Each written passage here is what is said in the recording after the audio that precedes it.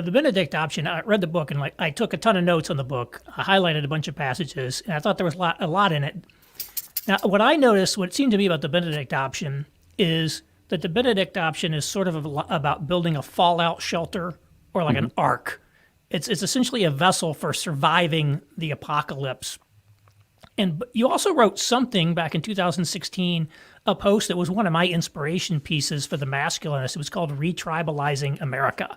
I don't know if you remember that one. You can look it up if you don't. You maybe write a lot. But you had a great quote in here. And it was about guys like Jack Donovan and different people like that, these kind of different, what you call pagan masculinist characters. And you said, eventually the provocations of the social justice warriors, especially when they are race-based, is going to empower the militant whites, especially those drawn to pagan masculinity, and they are going to do what the rest of us would not do, fight. This is because the best, that is those who want peace, civility, and tolerance, lack all conviction to defend the conditions under which we can have those things against their enemies. And the question, I've always wanted to ask is, why can't we fight? Why do we have to leave the field to the alt-right to do the fighting? Why not do some sort of fight back?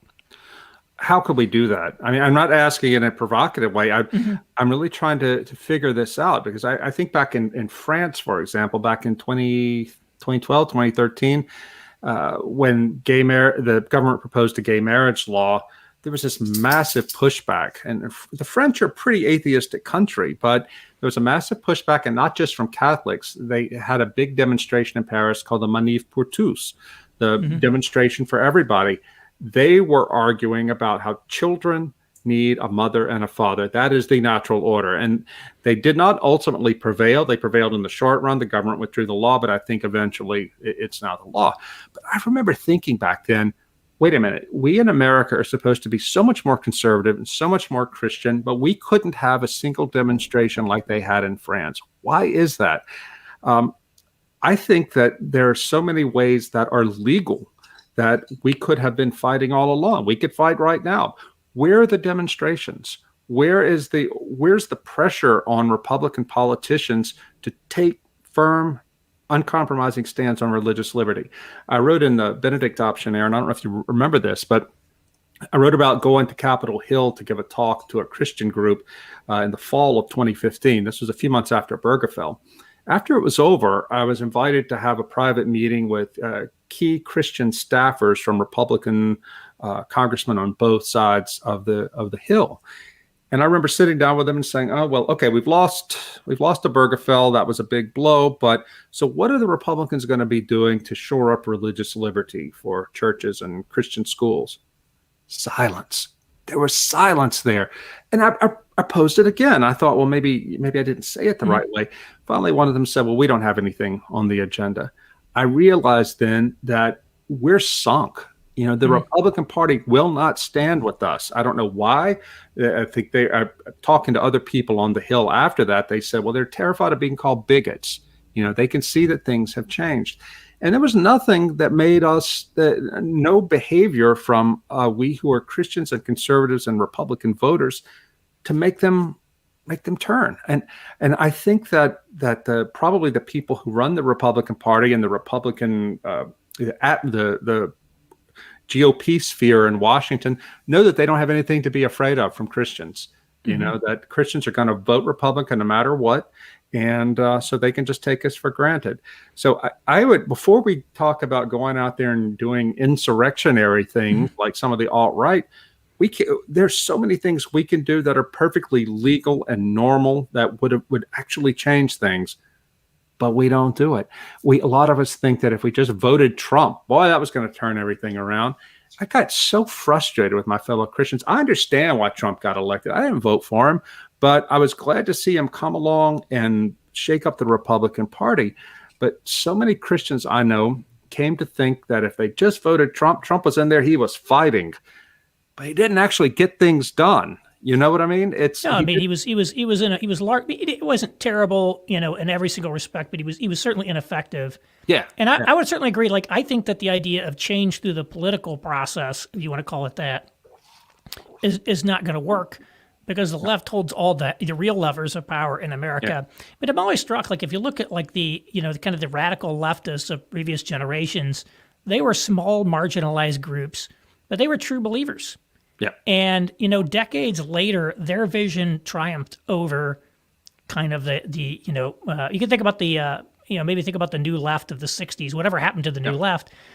Their vision triumphed over essentially, mid-century vital center liberalism. Yeah, they marched to the institution. And they've been able to do that. And I don't think there's, what worked for them won't work for us. So I don't think there's any march to the institution. But I do think this idea of people who really see the existing system as deserving of overthrow, who have a moral vision of society that they are working for, who are committed to kind of a long-term networking power acquisition, utilizing it, being, implacable foes. There's something to that. So, I mean, I think this idea, like, I think one of the things that the system wants you to be is demoralized and believe there's no hope. Yeah. And, I think that, I think that there are things that are like, it certainly looks very powerful, but I think there are things that are weaker. You mentioned the comforts. That's one of the things, like Marcuse mentioned that in One Dimensional Man, is like the Marxist revolution didn't come because advanced capitalist society bought off the proletariat with goods and services and essentially co-opted them into the system. And now I think, for if you're not in the top 20%, your material existence is in decline in America. Mm-hmm. Life expectancy is declining.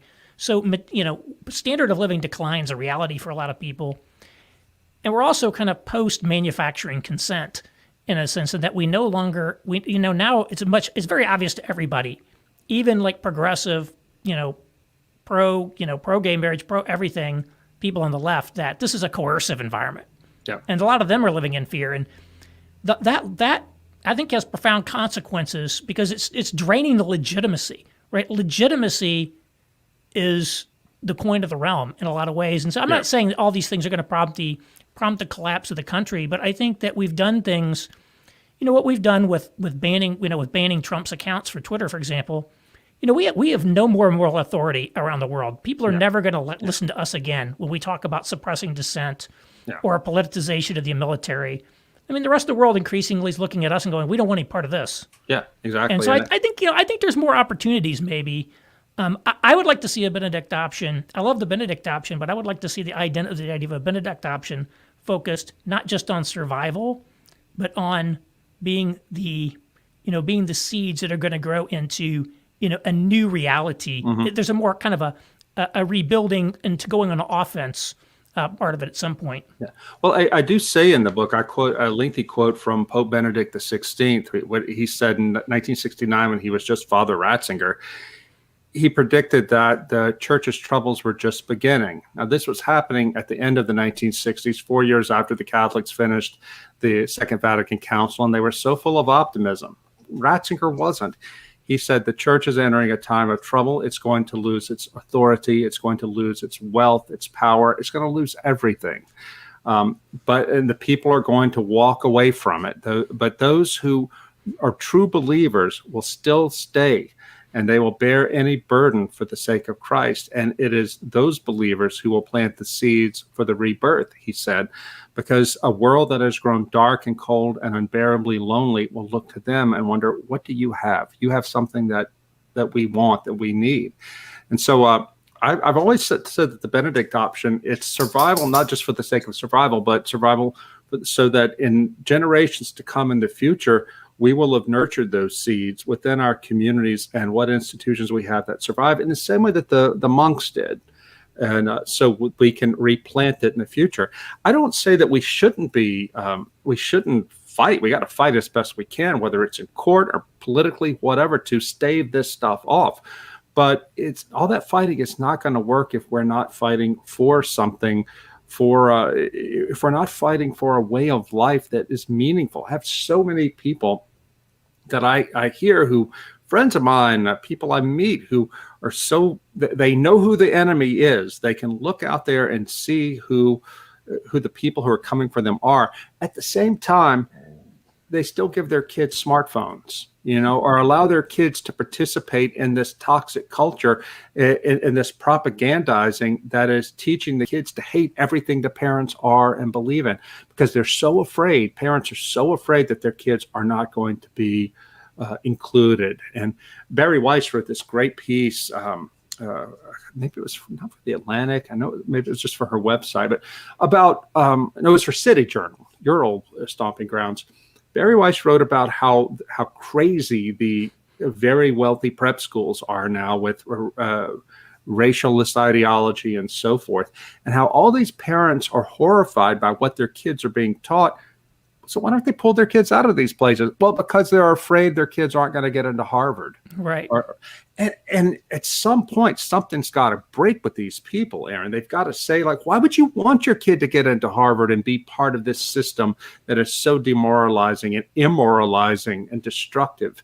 I had a talking about this brings to mind a meeting I had, a luncheon meeting I had in Cambridge, Massachusetts, a couple of years ago with a friend who was a foreigner, a European who was doing graduate work at Harvard, and he was finishing up. And I said, so what have you learned the most important lesson you've learned about being here at the greatest American university?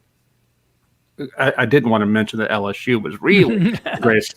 Because anyway, and he said, oh, that's easy. I've learned how fragile the American elite are. I'm like, well, what do you mean? He said, I've been sitting in classes where the tomorrow's rulers, the ruling class, are going to be, and are being trained and being groomed.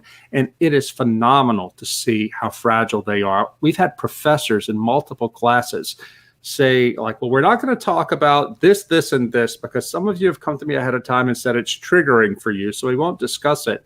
My friend said, most of us Europeans are on the left. And this freaks us out. We're like, why wouldn't you discuss this? Mm-hmm. But this is how fragile they are. And the professors yielded to these students who had the power.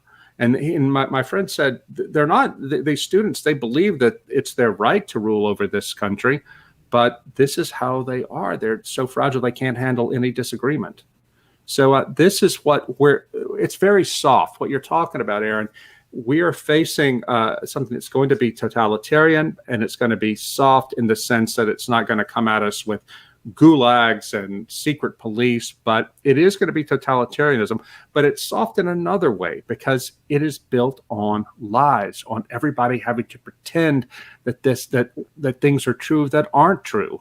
At some point, the bridges are going to start falling down, so to speak, around us. So we're going to have to get back to reality. But as Adam Smith said, there's a lot of ruin in a nation. Right.